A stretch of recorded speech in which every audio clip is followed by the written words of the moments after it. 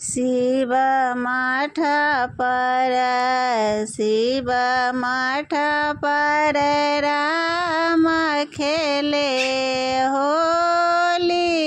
शिव मठ पर शिव मठ पर राम खेले होली।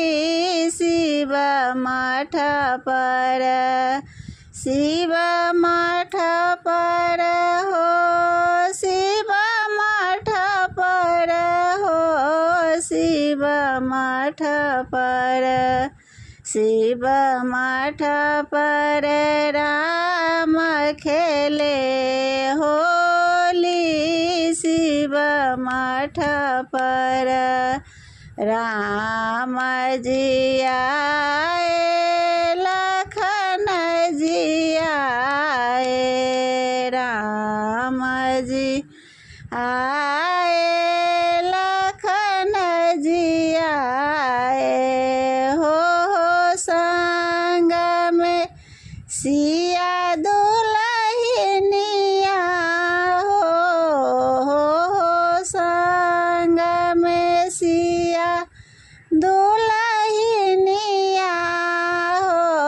शिव मठ पर शिव मठ पर राम खेले होली। शिव मठ पर शिव मठ पर राम खेले होली।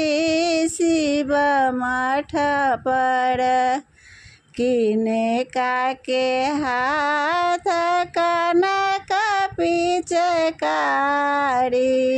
किने का के हाथ कनक पिचकारी हो। किने का के हाथ अबीर झोली हो। किने का के हाथ अबीर झोड़ी। शिव मठ पर शिव मठ पर राम खेले होली। शिव मठ पर राम जी के हाथ कनक पिचकारी। राम जी के हाथ कनक पिचकारी हो।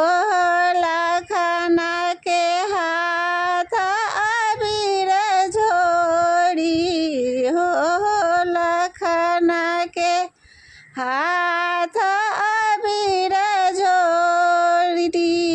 शिव मठ पर शिव मठ पर राम खेले होली। शिव मठ पर शिव मठ पर राम खेले होली। शिव मठ पर